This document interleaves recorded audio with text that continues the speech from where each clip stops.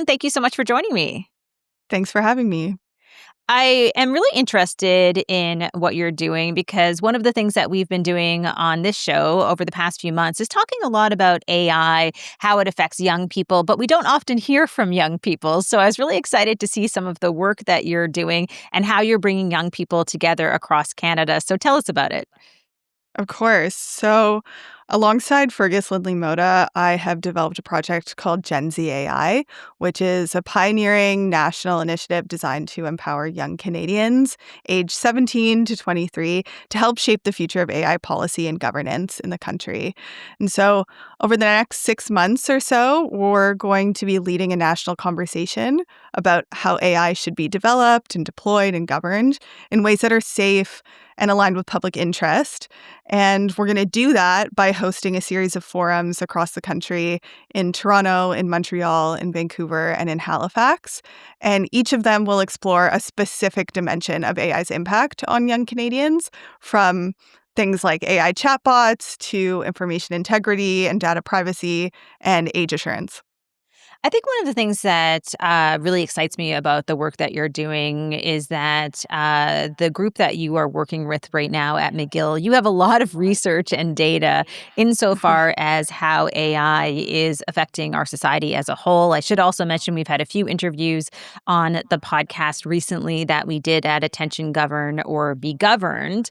And it's clear to me that the next generation is going to be profoundly impacted by artificial intelligence.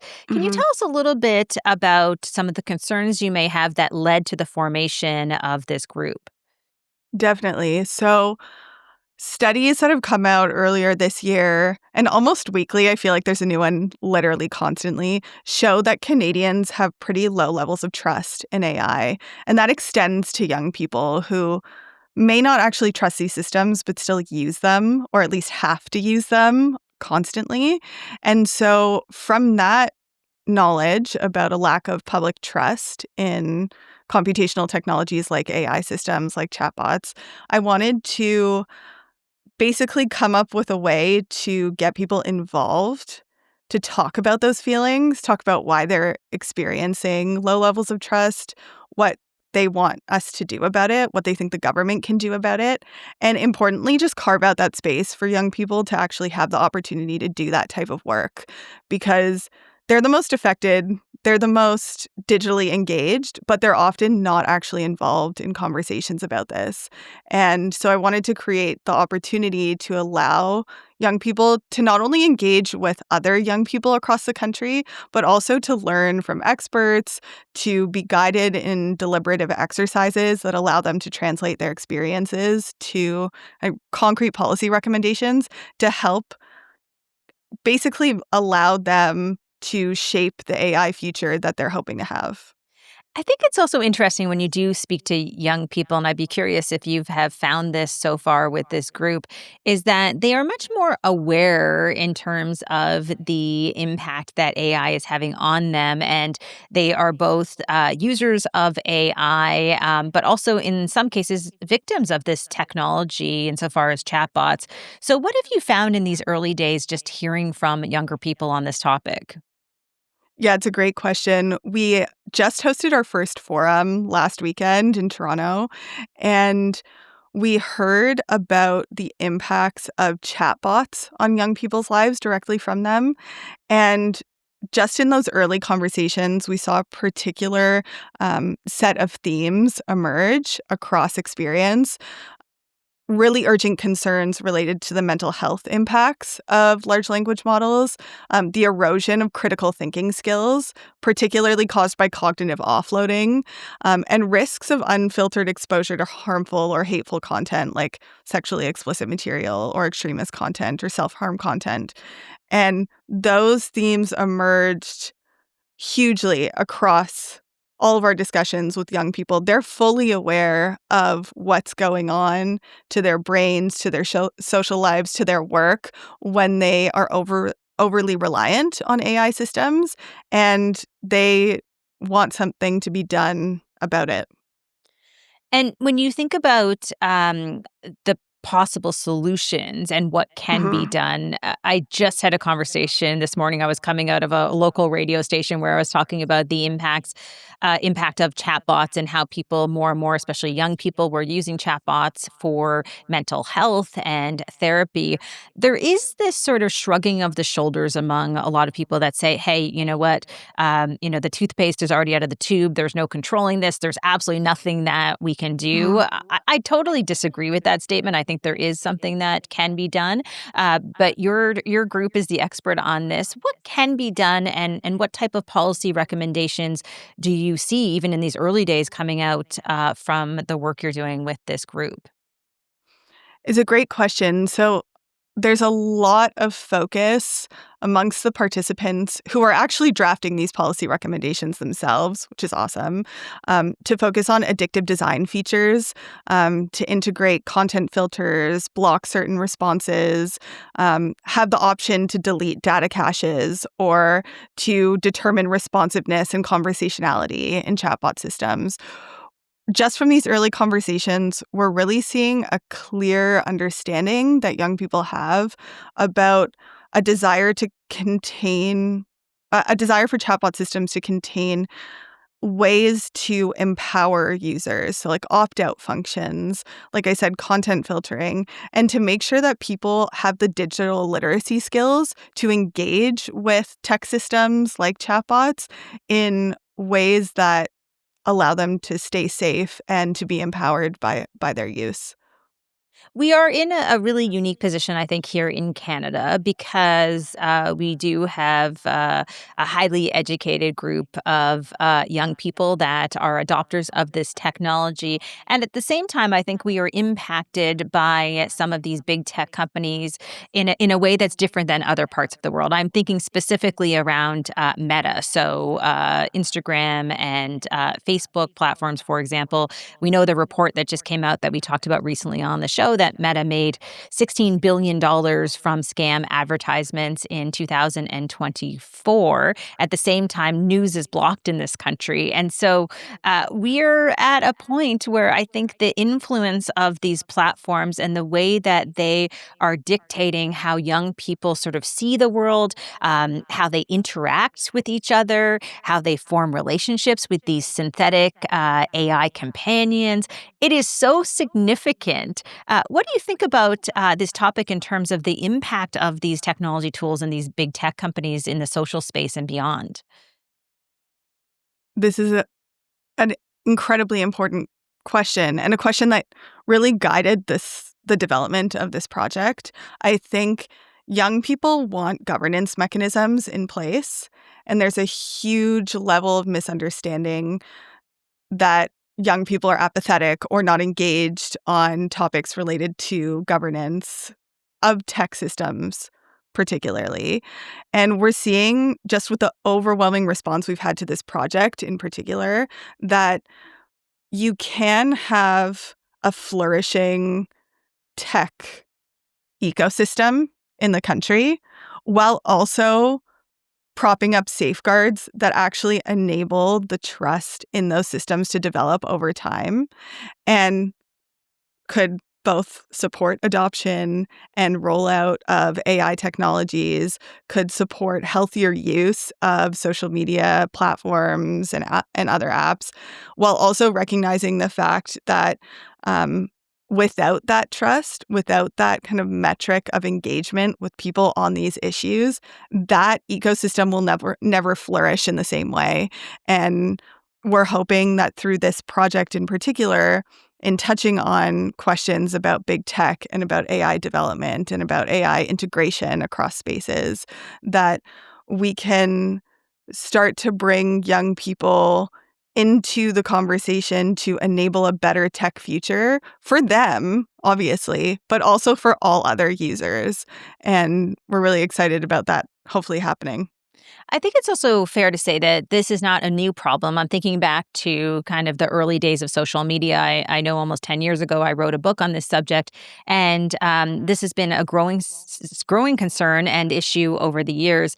But I think one of the things that always kind of surprises me is that, and I see this across various levels of government, it's not an issue that people talk about with the same urgency that Canadians do. And I always found that a little bit bizarre in terms of what the gap is. Like, Canadians are feeling this. We know from all of the research and data, especially young people, they're feeling that these social spaces where they're interacting, these AI systems are potentially taking advantage of them. They know this, and yet you don't hear government officials really talk about this in a meaningful way in terms of what safeguards can be put in place.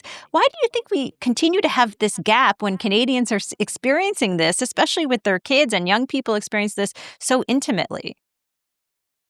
I think it really boils down to this false dichotomy between regulation and innovation. Those two things can exist simultaneously. And I think that's what Canadians are calling for. I know that's what young people are calling for, right? Like they want access to social media platforms. They want access to AI systems that can help make their lives work better for them. They can make them more productive. They can give them access to information they might not get otherwise.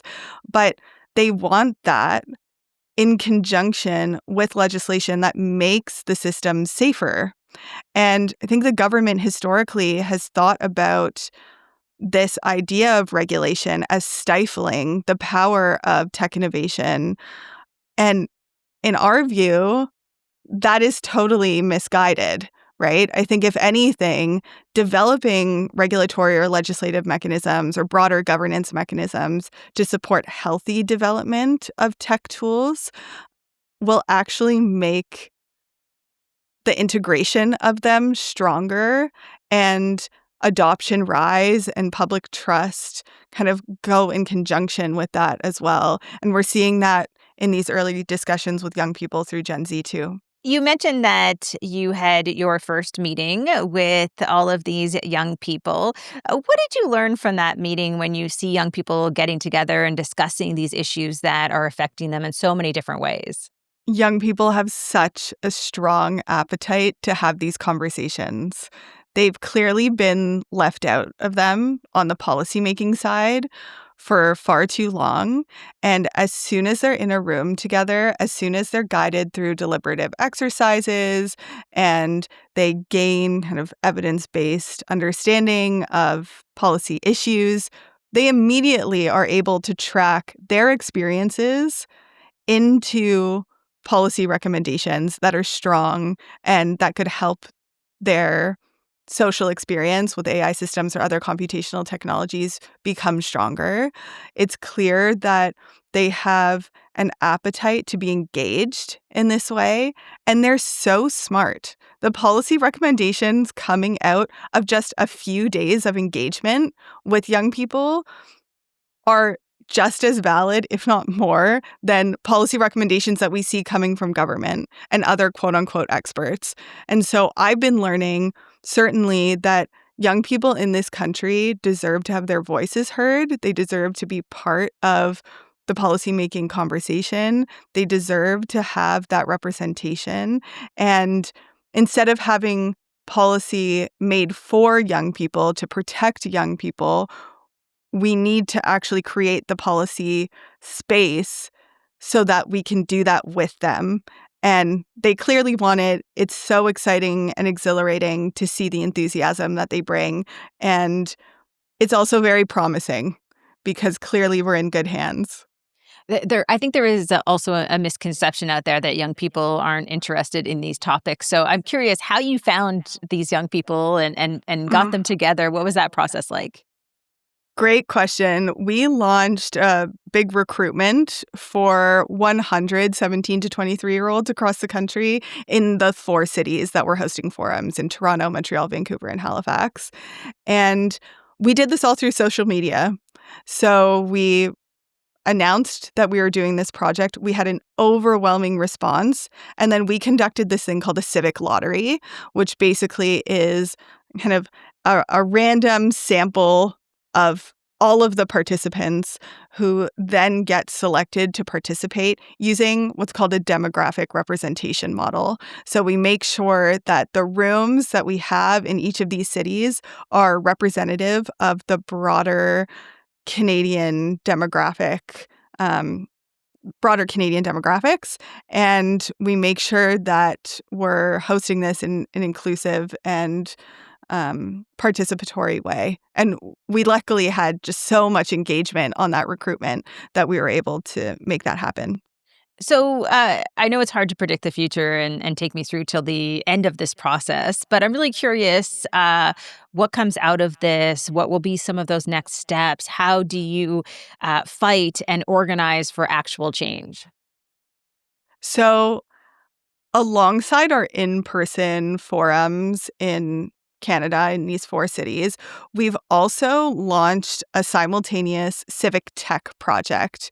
So we've partnered with a French organization called make.org to implement this large-scale interactive online engagement process that will allow thousands more young Canadians across the country to weigh in on the policy recommendations that our in-person participants put forward.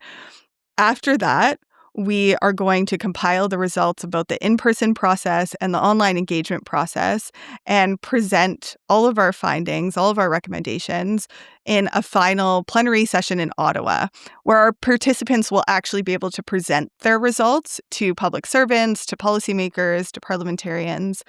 And we come up with this kind of layered model, the in-person with an online engagement process, so that we could keep deep deliberation in the room and also have broad public validation online so that we have legitimacy and representation and scale associated with the policy recommendations that come out of this process, and then provide that mechanism for our participants to actually speak to the people who could make the change and could basically take their recommendations and put them into action. Well, I am so excited to see all the work that you're doing. And I'm sure for people who are listening to this, who maybe have young people within that age group, you mentioned this going out also beyond just this initial group. How can other people get involved if they are interested in this? Shoot me an email. We're at the Center for Media, Technology, and Democracy at McGill University. This project is particularly held in partnership with the Dialogue on Technology project, which is housed at Simon Fraser University.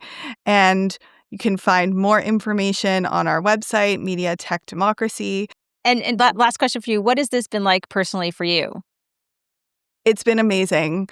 The participation in policymaking is my favorite thing to do. I find it incredibly empowering. As a young person myself, being able to actually bring other people my age into a room and talk about these pressing issues that I care about and they care about is just such an empowering thing to do. And I feel so lucky to be able to do it.